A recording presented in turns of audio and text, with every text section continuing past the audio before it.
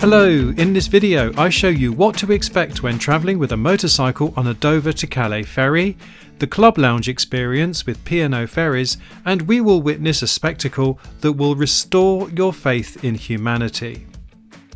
In December 2022, I made a video comparing the 3 ferry operators out of Dover. If you missed this review, I will leave a link in the description below this video. DFDS came out as offering the best experience overall, with P&O at the bottom of the pile, offering a substandard level of service in the club lounge. In July 2023, I was invited to review P&O's newest Dover vessel, the P&O Pioneer. When on board this press trip, I was told that, following my earlier video, the offering in the club lounge had been substantially improved. Normally, I choose to travel DFDS, and so far this year they have remained consistent in their excellent service on board. However, when I came to take the motorcycle on a trip to Belgium, I decided to travel with P&O to see for myself if things have really improved.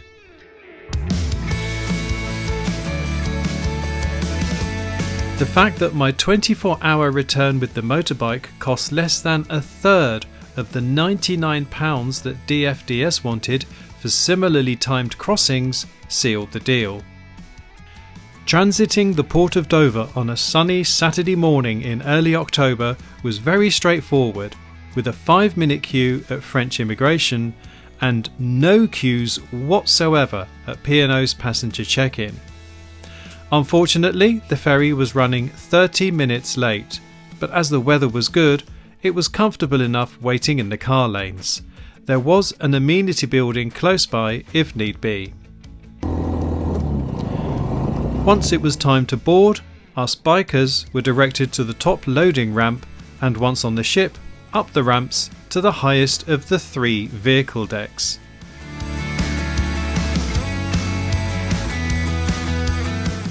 At the Calais end of the P&O Pioneer are dedicated motorcycle spaces, and you're pretty much left to sort yourself out when it comes to parking and lashing down.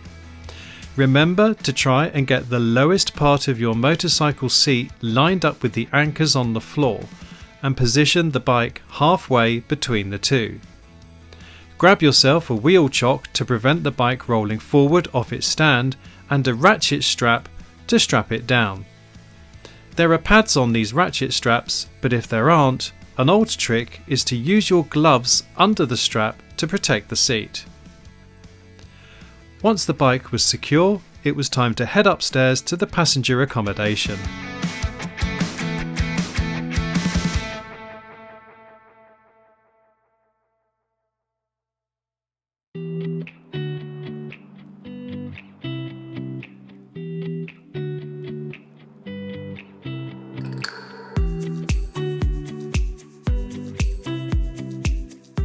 The P&O Pioneer, soon to be joined by its sister ship, the P&O Liberté, is a Fusion class ferry and currently the world's largest double-ended hybrid ferry.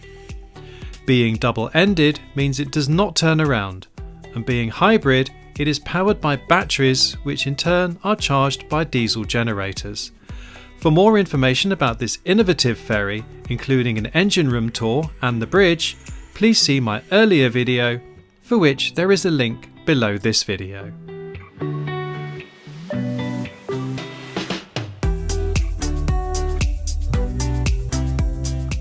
Club class is at the Dover end of Deck 9 and is split into a dining area and a lounging area. On my previous regular crossing with P&O, the food in club was terrible and the service patchy. I've been promised that things have changed, and they really have. First of all, there is a hot self-service buffet offering a good selection of food, from Cumberland sausage or roast chicken and mash with roasted vegetables, to Carolan curry and rice. There's also a salad bar with quiches, there are snacks, There are cakes, there are desserts, there's soup with rolls for starters. You can really fill up with a decent, good 3-course meal or an afternoon tea. Drinks are also included in the £24 per person club lounge supplement, and these include spirits, mixers, beer, wine, sparkling wine, soft drinks, bean to cup coffee and a selection of teas. There's even a choice of milk, from dairy to soya to oat, to add to your tea. This is absolutely terrific, but if I'm being ultra picky, I would like to have seen a few more premium soft drinks.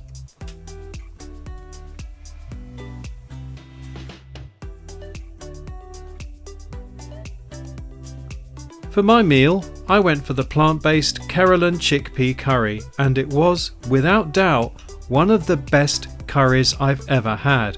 I had a huge plate of it and I went back for seconds. When I asked the steward to compliment the chef on my behalf, he told me the chef was actually from Kerala, so he certainly knew what he was doing.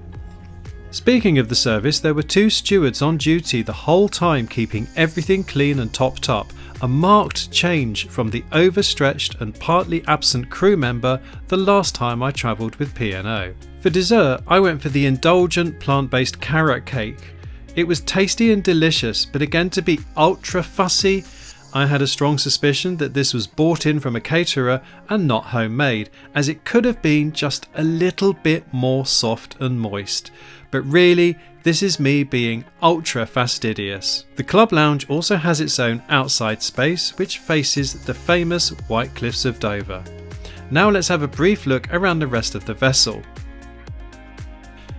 The ferry was very busy, so in order to protect the privacy of my fellow passengers, I couldn't capture much, but if you want to see the interior in more detail, please do check out my video from June 2023, which features a comprehensive tour of all parts of this ship. Details are once again below this video.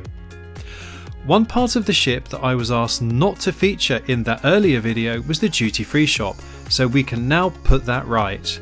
The shop is large and offers a wide selection at good prices, but still nowhere near as competitive as DFDS. However, do keep watching, as later in the video I'll be giving you a hack to get cheaper duty-free at DFDS prices. One interesting fact is that the Fusion class of ferries are timetabled to take 1 hour and 40 minutes to cross the channel, as opposed to the traditional 90 minutes, mostly to improve fuel efficiency. Overall, the crossing was pleasurable, and it is clear to see that P&O has really upped its game since my appalling crossing on the Spirit of France in December 2022. However, despite being brand new and purpose-built for this crossing, when it was time to go back to the motorbike, a huge design flaw became painfully apparent.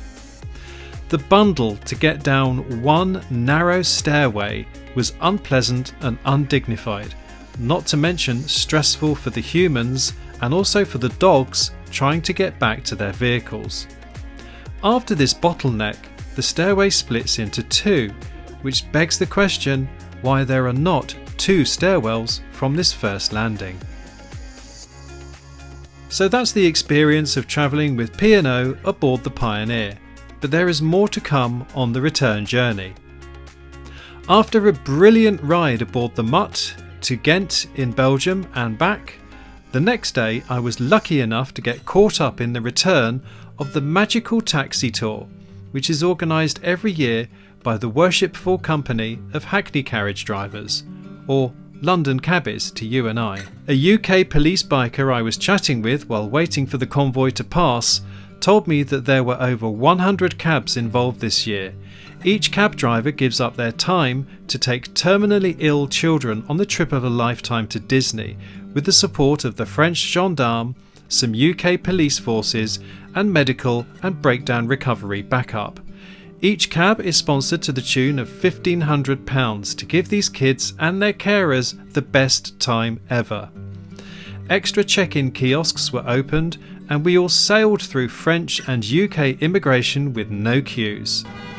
Everyone from the gendarme to the security personnel at Calais turned out in force to wave at the children.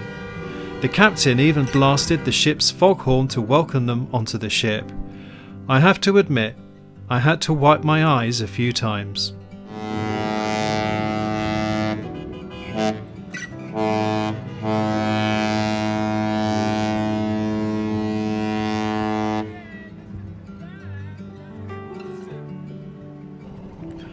Before boarding, it's worth noting that you can visit the duty-free shop in Calais if you have time. It's run by DFDS and offers their ultra-competitive prices, which are the best on the channel. All you need to remember is to take your booking reference number with you to prove that you're leaving the country.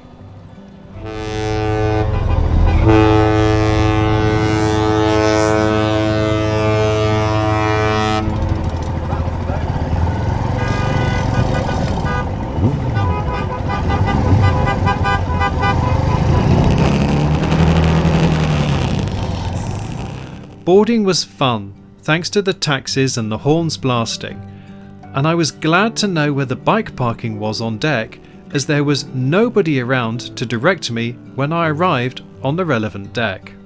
But first things first, I had to stop the bike so I could wave at this lovely kiddie in the back of the cab.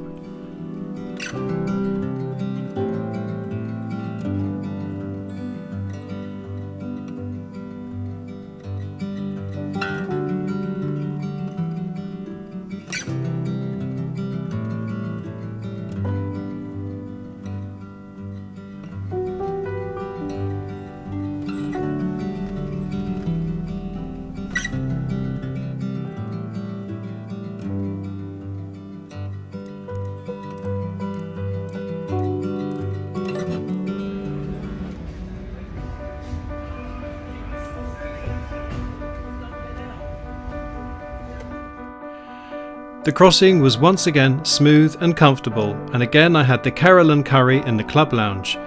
Disembarking in Dover, the ship's crew, the Dover Harbour Board police and border force officials were all waving at the kids in the taxis as they went past. It was wonderful.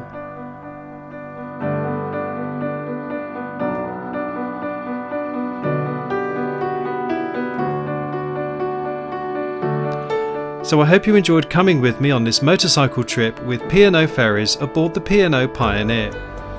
Meeting up with the taxis on the way back totally made my weekend. The outpouring of kindness that I witnessed from so many people that goes unreported in mainstream media, not to mention how brave and courageous those kids and their families are enjoying one last family together, really restored my faith in humanity and realised just how lucky and how privileged I am. Thank you for watching.